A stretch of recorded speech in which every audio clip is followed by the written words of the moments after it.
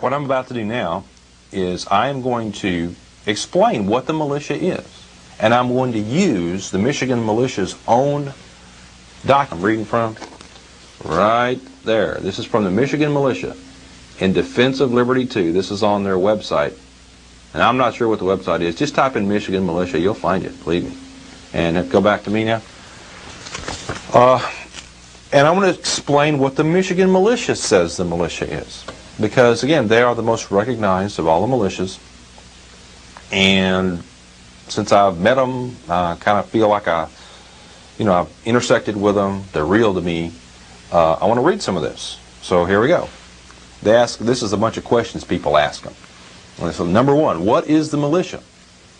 The militia is all able-bodied citizens who are capable of bearing arms, the absolute last line of defense against any threat to the state or country, whether that threat is natural or man-made, foreign or domestic.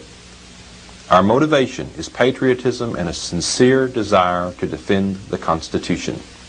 Our goal is to encourage all citizens to achieve a high level of preparedness for a wide variety of possible emergencies. We support a constitutionally limited government and defend the American ideals of life, liberty, and the pursuit of happiness. We are open to all citizens regardless of race, sex, religion, or political affiliation. Groups not open to public membership and or which are organized for any other purposes are not militias. The militia, as an organization, has no religious theme, is not racial in nature, nor does it advocate terrorism or violence. Now that is what the militia really is, according to the militia. Question number 3. I'm skipping around here. I'm highlighting because it'd take me forever to read all this. Is militia activity legal? Yes, we all have the inalienable rights of self-defense, to keep and bear arms, freedom of speech, and to peaceably assemble. These cover the majority of militia activities. The Constitution of the United States prohibits government at any level from interfering or infringing on these rights. So you think about that. Okay, militia members have the right of self-defense, all right, to keep and bear arms. So do you, right, because you're part of the militia. They have the right of freedom of speech and to peaceably assemble. So what they're saying is, if we want to keep and bear arms while peaceably assembling and say what we want to say, the Constitution protects that. And they're right. It absolutely does. Question number 4. Is the government going to target me if I join the militia? And the answer is, if you're asking this question, there's obviously something enormously wrong. It places emphasis on the fact that people are fearful of government reprisal for engaging in legal activities. You will have to ask the government. If you say the militia is legal, why doesn't the media support you? And the basic answer is, you will have to ask the media. And of course, I know, we've documented why the media wants to destroy the Second Amendment, because they're bought and paid for by the elitists in this country.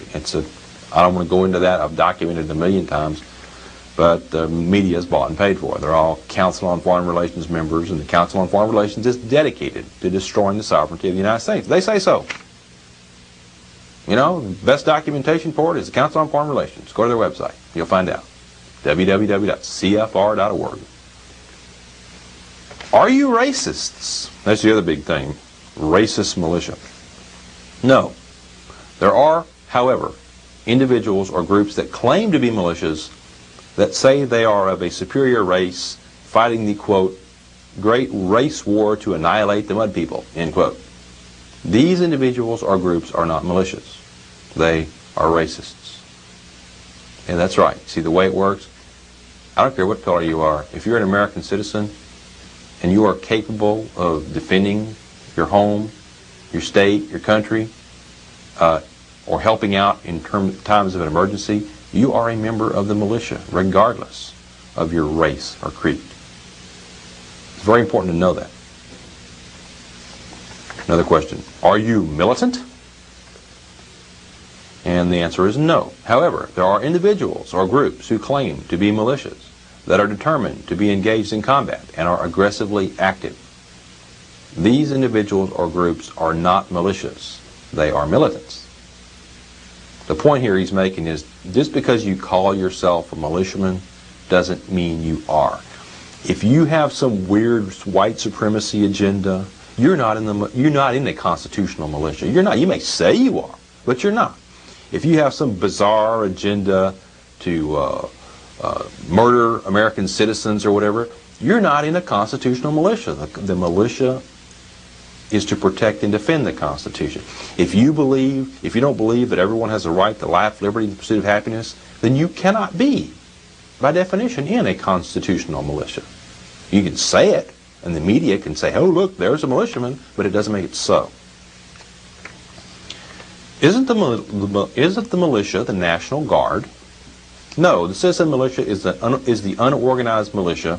The National Guard is the organized militia.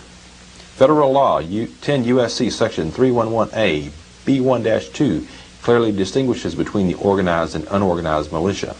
It reads in part, the classes of militia are 1. The organized militia, which consists of the National Guard and the Naval Militia, and 2. The unorganized militia, which consists of the members of the militia who are not members of the National Guard or Naval Militia. See, that's U.S. law. Yeah, by U.S. law, you are in the militia. Got it? You just don't know it. I'm here to tell you, you're part of it. Now a note regarding the National Guard.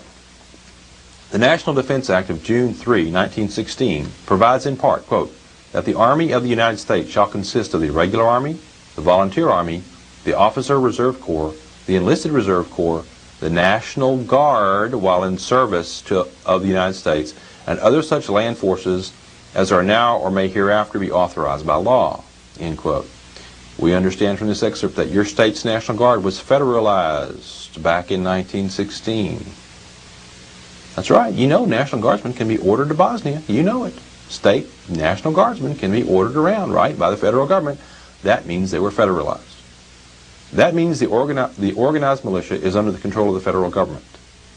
The Founding Fathers provided for the citizen militia specifically to safeguard against the corrupt, centralized government. Another question, why do we need militias or even armed citizens? Answer, as Americans, it is everyone's responsibility to uphold and defend the Constitution. This is a requirement of a free people. As to the need for armed citizens, you are responsible for defending the life of you and yours. As we've talked about on this show, as you can document all day long for yourself, the police have no obligation to protect you. None.